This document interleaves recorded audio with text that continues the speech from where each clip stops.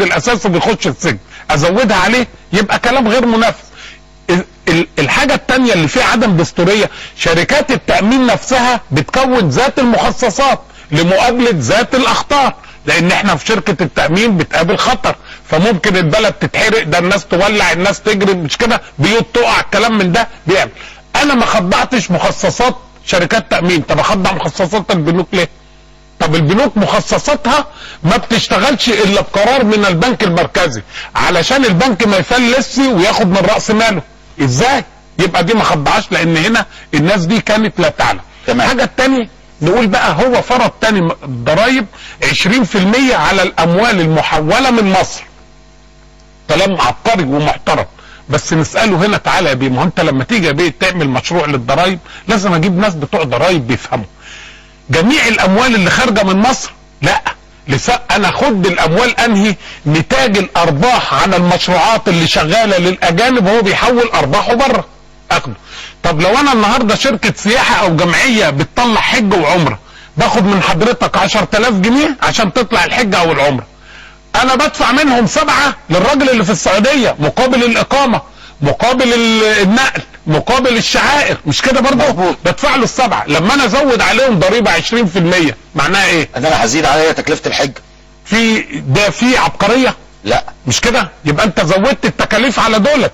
يبقى لما تيجي تقول والله ازود على الاموال علشان الاموال ما تتحولش وتعمل، لا.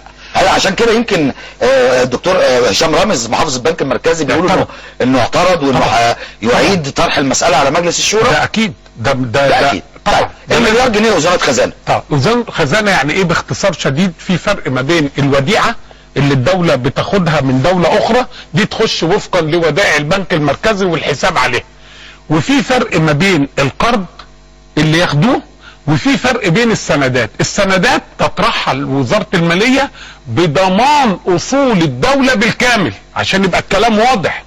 بضمن ده مش الاستاذ جمال عناد بيمضي لي، لا، ده الاستاذ جمال والزوجه والاولاد وكل الناس بضمان كامل ممتلكاتهم، بالكهرباء، بالمولد، بكل حاجه، كله بالمولد، باللي بيشرب سجاير مثلا، عشان نبقى بس عشان تبقى الرساله واضحه. تمام؟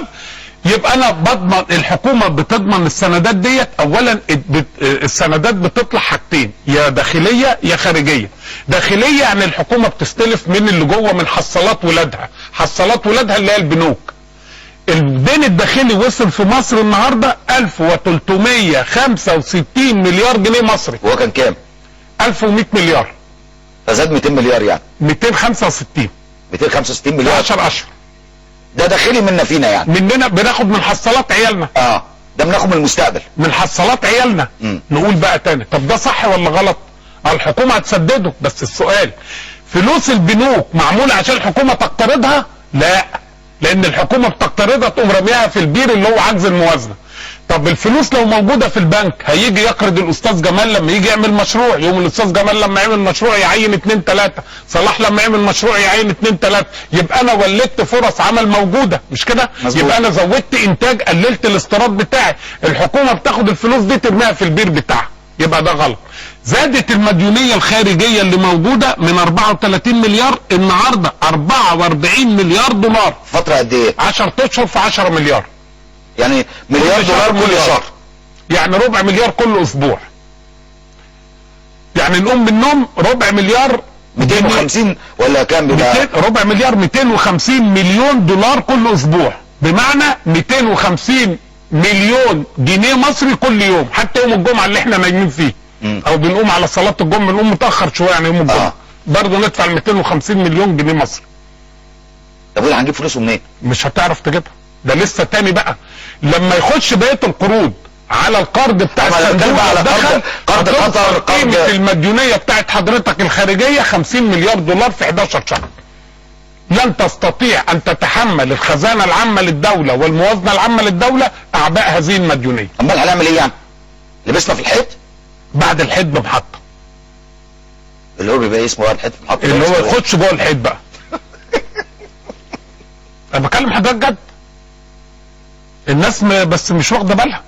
اصل الاقتراض سهل. في مثل كانوا زمان، انا من البلاد يا بيه، يعني انا فلاح كده من البلاد. الاقتراض ده زي ليله الدخله كده حاجه كويسه، السداد ده زي الولاده المتعسره. الناس بتصوت فيه كلها، فاحنا هنوصل لمرحله الولاده المتعسره. يعني المثل المعروف، السلف تلف والرد خساره. طبعا. هناخد التليفونات اللي معايا، اذا كان معانا تليفونات، اذا كان في اي اسئله توجه للدكتور صلاح. طيب خلينا يعني تمام. بعد المخصصات وقتنا فاضل قد ايه؟ دقيقتين. طيب دقيقتين. طيب. بعد المخصصات وقلنا تحويلات الحاجه الثانيه الاخر، يجي بياخد على العائد. يعني ايه العائد؟ انا النهارده شركه ما خدتش من البنوك قروض، بس خدت من حضرتك قرض مساند ليا، وبجد لحضرتك اخر السنه القرض بالفايده بتاعته، يتفرض ضريبه عليها. طب البنك بياخد من الناس فلوس ويديها الفلوس بتاعتها بالعائد بتاعها، ما يتفرضش عليه الفايده. يبقى انت هنا ما سويتش بين الناس. يعني الشركه اللي خدت من حضرتك قرض وسددته بالعائد يتفرض عليها، الشركه اللي خدت من البنك فلوس وسددت البنك ليها، البنك ما يتفرضش عليه ضريبه. يبقى انت ما سويتش بين الناس اللي موجودين. كل دي تدي في الاخر عدم الدستوريه. السؤال بقى، الليله دي والدربكه اللي احنا بنعملها دي هتجمع كام؟ او ناويين يجمع كام؟ 10 مليار جنيه مصري. هدي لحضرتك مثل واحد، 10 مليار جنيه مصري، يعني انت بتتكلم على مليار وشويه دولار. كلام فارغ. السؤال بقى هنا، طب ما هو ده كويس، هيوزع الخزانه ونعمل والكلام اللي هو بيقولوه بتاع الاتحاد الاشتراكي ده. طب ما انا اجيب لك الارقام دي من حاجات تانية وانت قاعد.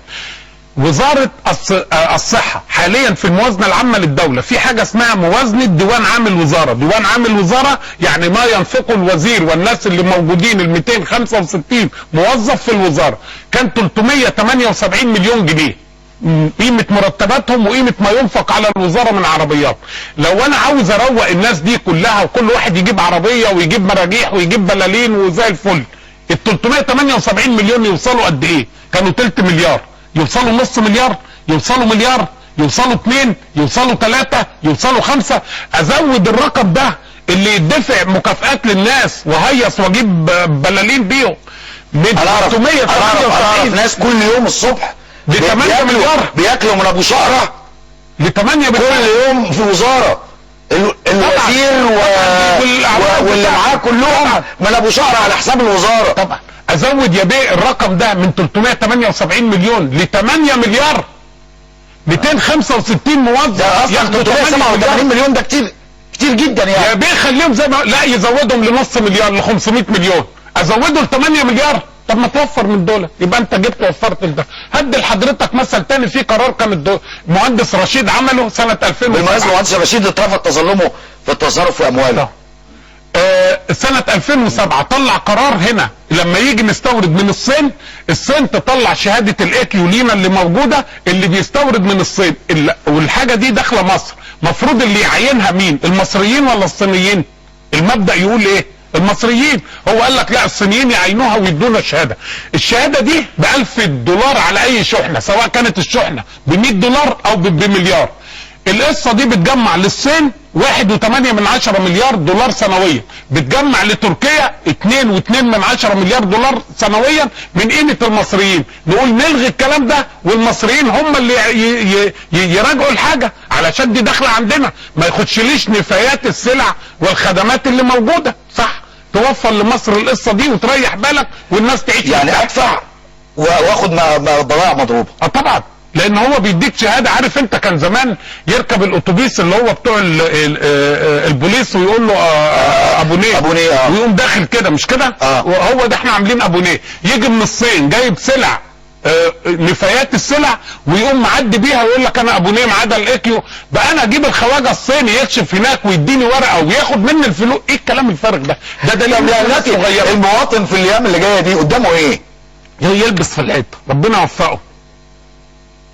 ما انا مواطن يا عم، وانا ما انا مواطن انا كمان وهلبس في الحيطه. دكتور صلاح جوده، اذا ما قدامش اي مواطن سوى انه يلبس في الحيط او يروح المحطه اللي بعد الحيط زي ما بيقول. اللي هو دخل في الحيطه. دخل في الحيطه. بشكرك شكرا جزيلا. انا اسف جدا، انا عارف ان كان في تليفونات كتير جدا، بس اوعدكم انه بكره الثلاث هو الحلقه كلها مخصصه لحضراتكم. ما عنديش ضيوف، حضراتكم ضيوف الحلقه بكره ان شاء الله. مره ثانيه بشكرك شكرا جزيلا دكتور صلاح جوده الخبير الاقتصادي.